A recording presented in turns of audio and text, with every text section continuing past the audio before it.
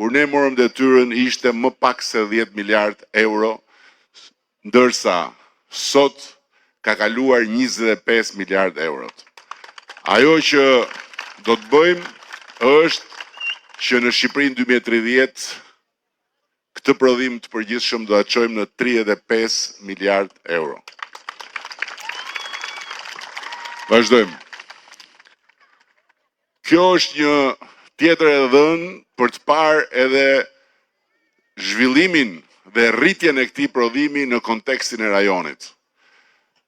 Kjo është Shqipëria dhe ky është mesatari e rajonit. Dhe këtu, siç e shikoni, nuk është tabele e qeverisë shqiptare, është tabelë e organizatave ndërkombëtare, përfshirë dhe Fondi Monetar Ndërkombëtar. Këtu si shikoni, Shqipëria është në vendin e parë me rritjen më të lartë të prodhimit të përgjithshëm në dekadën e fundit. Vazhdojmë. Këtu jemi tek të ardhurat për frym. Kur ne morëm detyrën, të ardhurat për frym në Shqipëri ishin 3.300 euro. Sot ato janë 10.300 euro dhe në Shqipërinë 2030 do të shkojnë në 15.000 euro. Dhe një gjë, ne nuk kemi një program dëshirash, as një manifest ëndrash që partitë e tjera përpiqen që t'i shesin në tregun e fushatës elektorale. Të gjitha këto shifra dhe projeksione janë projeksione të bëra nga ekspertë e Ministrisë Financave, nga ekspertët ndërkombëtar që punojnë me ne, sepse ne kemi një program qeverisës deri në 2030. Vazhdojmë. Këtu jemi tek borxhi. Shqipërinë e morëm me një borxh që zyrtarisht ishte 70%, nga më të lartët në rajon, por që nuk ishte kaq në të vërtetë, sepse gjetëm dhe një borxh të fshehur prej më shumë se 700 milion eurosh, pasi kur ju na dhat besimin, qeveria e mëparshme kishte lënë pa paguar kompanitë e rrugëve, kompanitë e investimeve të tjera, kapitalet qeverisë dhe kompanitë e shërbimeve. Spitalet nuk shërbeheshin më me ilaçe, sepse qeveria nuk i paguante më kompanitë për kontratat. Dhe ne i shlyem gjitha ato borxhe, sot nuk i kemi borxh asnjë kompanie dhe të gjitha kontratat respektohen me përpëri, ndërkohë që borxhin publik e kemi ulur në një normale prej 54% dhe projeksioni ynë është që në Shqipërinë 2030, kur do të jemi dhe antarë të Bashkimit Evropian, do ta çojmë në 50% me një minus të lehtë nën 50%. Këtu jemi tek kreditë e këqija. Kjo ishte situata e bankave në Shqipëri kur ne morëm detyrën. 25% e njerëzve, subjekteve që kishin kredi nëpër banka nuk i shlyenin dot më. Dhe 25% është momenti kur ndizet drita e kuqe dhe sistemi bankar rrezikon të bjeri. Dhe për këtë arsye unë them që shqiptarët, duke bërë bashkë në 2013, shpëtuan Shqipërinë nga një humner e dytë pas asaj të 97-s. Dhe për këtë dua t'ju kujtoj të gjithëve se çdo alternativë tjetër përveç Partisë Socialiste është një alternativë e rrezikut për të kthyer përsëri mbrapa drejt të njëjtës humner. Vazhdojmë. Këtu jemi tek përqindja e popullsisë në rrezik për varfëri. Shikoni se si përqindja ka rënë duke u afruar me një sër vendesh të rajonit dhe Bashkimit Evropian. Vazhdojmë. Këtu jemi tek pabarazia në të ardhurat. Edhe këtu shikoni se si është përmirësuar raporti dhe se si Shqipëria përsëri ka hyrë në një tjetër kategori dhe edhe kjo pasqyrë është një pasqyrë e Eurostatit që është institucioni evropian i statistikave, jo e qeverisë shqiptare. Vazhdojmë. Këtu jemi te tregu i punës. kemi sot papunësinë më të ulët historike dhe për herë të parë e kemi ulur papunësinë nën 10%, pra e kemi bërë një shifrore. Ka shumë njerëz që thonë që shifra e ulët e papunësisë vjen nga që kanë ikur njerëzit. Lëre pastaj ata që thonë që kanë ikur 1 milion njerëz, se kjo është një nga shpifjet më të mëdha të kënetës, ndërkohë që censusi e tregoi sakt se sa është popullsia sot në Republikën e Shqipërisë, por përqindja e papunësisë nuk matet mbi popullsinë e përgjithshme, po mbi forcat e punës. Pra, nuk ka të bëj fare popullsia e përgjithshme, ka të bëj sa njerëz janë të papunë në tërësinë e forcave të punës, dhe për herë të parë ne kemi një papunësi me një shifrore 8.8%. Ndërkohë që tek tjetra është edhe përgjigja për gjithë ata që përpiqen dhe këmbgulin na përqeshin se me demek në këto 3 mandate s'kemi bërë asgjë, edhe një nga gjërat që thonë është ku i keni ato 300.000 vendet e punës. Kjo shifër është shifra e regjistrit të njerëzve të punësuar në Republikën e Shqipërisë, pra të gjithë atyre që ishin të regjistruar në momentin që ne morëm detyrën dhe që paguanin detyrime në Republikën e Shqipërisë. 1.023.000. Kjo është shifra e regjistrit sot. 1.327.000. 1.327.000, që tani kemi dhe i problem të madh me aritmetikën, se e filluan me 77.42, tani kaluan të 77.6 milion, edhe ne kemi të vështirë të merrni vesh për aritmetikën, po besoj që aritmetika që na kanë mësuar në shkollë tregon që nga kjo shifër te kjo shifër janë më shumë se 300.000 të punësuar të rinj. Vazhdojmë. Këtu jemi tek përqindja e të punësuarve me pagë nën 40.000 lekë. Shikoni sa ka pasur nën 40.000 lekë në momentin kur ne morëm detyrën, kanë qenë gati 60% e njerëzve. Shikoni sot, janë vetëm 14% e njerëzve në punë që marrin pagë nën 40.000 lekë. Vazhdojmë. Këtu jemi tek rritja e pagave, paga minimale ishte 157 euro, sot është 400, në janar të 2026 bëhet 500 dhe në Shqipërinë 2030 do të jetë 650 euro. Këtu jemi tek rritja e pagës mesatare të përgjithshme, pra paga në sektorin publik dhe paga në sektorin privat, ka qenë 322 euro, sot është 828 euro. Vazhdojmë. Këtu jemi tek paga mesatare vetëm në sektorin publik, e cila sot është 1.000 euro nga 372 që ishte, dhe do shkoj 1.200 euro në Shqipërinë 2030. Vazhdojmë.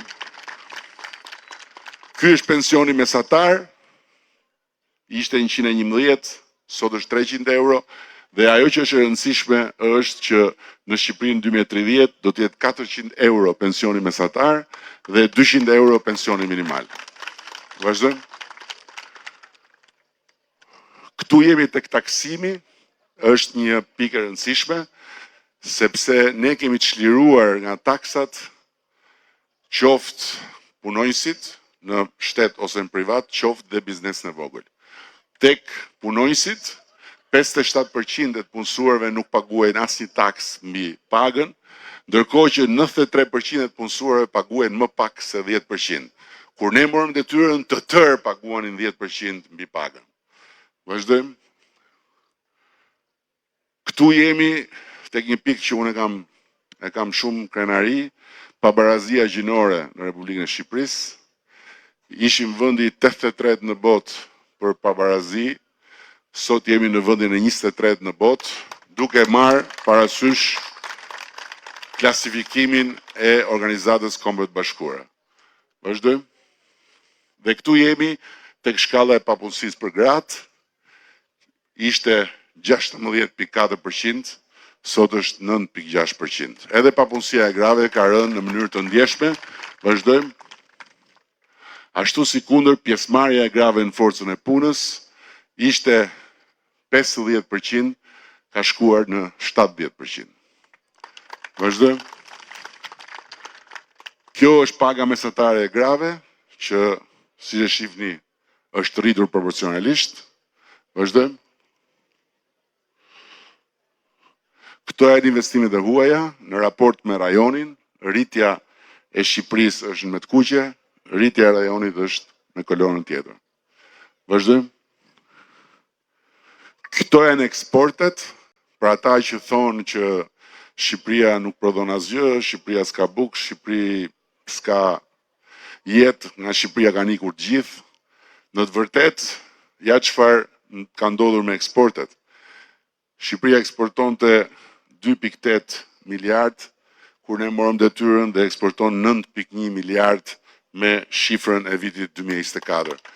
Dhe përpara se të vinim këtu, ishim me Ervinin, takuam dy protagonistë të ekonomisë lokale këtu që kanë qenë emigrantë, edhe na tregonin për rritjen e të ardhurave në sipërmarrjen e tyre në bujqësi. Vazhdojmë. Këtu jemi tek biznesi i vogël, ja ku ishte dhe ja ku është këtu, zero taksa, zero TVSH për biznesin e vogël që ka deri 100.000 euro xhiro dhe zero taksa me TVSH për biznesin e vogël që ka deri në 140.000 euro xhiro dhe siç e kemi premtuar, do të qëndroj kështu deri në 2029, nuk do të vëm asnjë taks tek biznesi i vogël. Dhe kjo ka rëndësi sepse nga ulja e taksave, domethënë nga heqja e taksave për biznesin e vogël, janë 66 milion euro që i janë kursyer njerëzve dhe i janë lënë njerëzve.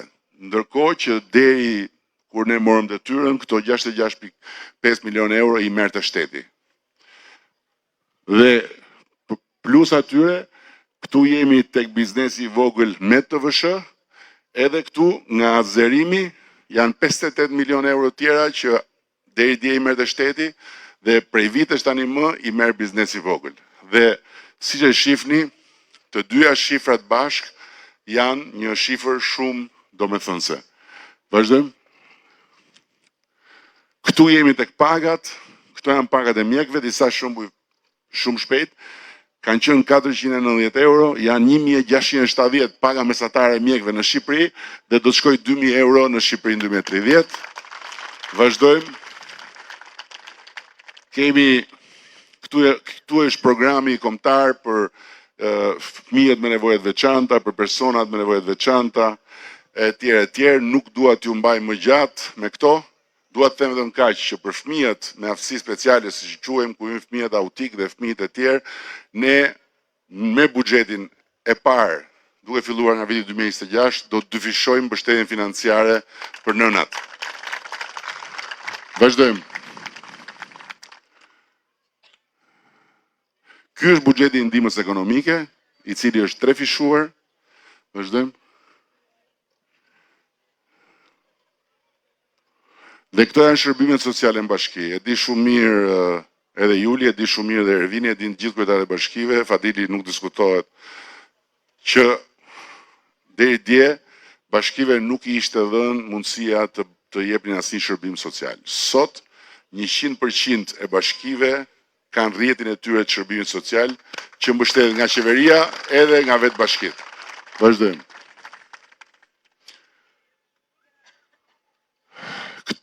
Kjo është edhe një shifër tjetër dhe këtu do ta mbyllim këtë pjesë. Për nënat e papuna me 3 ose më shumë fëmijë, ne kemi marrë një nisëm që t'ju paguaj qeveria sigurimet shoqërore dhe shëndetësore në mënyrë që pavarësisht se ato nuk janë në punë, për faktin se kanë 3 ose më shumë fëmijë, të mos mbeten pa pension. Dhe faktikisht janë 25 milion euro çdo vit që qeveria paguan për 9.200 nëna të papuna që kanë 3 ose më shumë fëmijë. Vazhdojmë. Këtu jemi tek mbrojtja, investimet e mbrojtjes, që shifni janë 10 fishuar, ishin 28 milion, kishim ushtrin më të keq paguar në rajon, se në Europë diskutohet. Sot kemi ushtrin më të mirë paguar të rajonit, ku kemi dhe 2 vende tjera të NATO-s me gjëra fjala, Malin e Zi dhe Maqedoninë e Veriut, dhe deri në 2030 do të kemi një ushtri të paguar në mesataren e ushtrive të NATO-s, që ju e dini shumë mirë se çfarë vende është të zhvilluara dhe sa të fuqishme janë ekonomikisht. Kjo është paga mesatare e ushtarakëve, e cila sot është 1.550 euro. Vazhdojmë.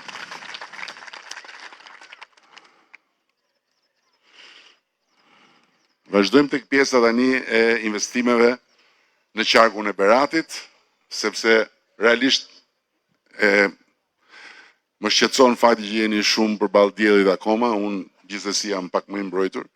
Këtu janë investimet në qarkun e Beratit. Për të dhënë një pamje të përgjithshme, sepse ju jeni këtu në Dimal, po nuk keni nga e dini se çfarë është bërë në Skrapar, po themi, ose në Poliçan, dhe nga ana tjetër në tërësi, fatkeqësia e madhe e kësaj shoqërie dhe e këtij populli është që kur hap televizorin në darkë, është e pamundur që të marrësh informacion të vërtet për ekonominë, të marrësh informacion të vërtet për bujqësinë, për arsimin, për shëndetësinë, për të gjitha.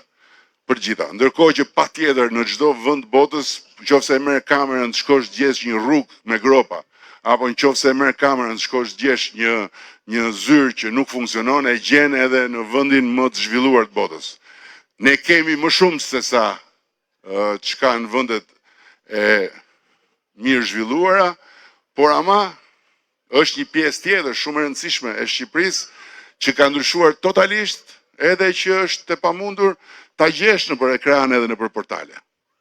Ktu është qarku i Beratit dhe po filloj nga kjo, dhe kjo është pothuajse e njëjta për të gjitha qarqet, sepse po të shikoni komentet që bëjnë ata që s'kan idenë se ku bie fshati, ose ata që e kanë lënë prej shumë vitesh fshatin edhe janë jashtë, është që kur do filloni me rrugët e fshatit, s'ka rrugë në fshat, shikoni këtu.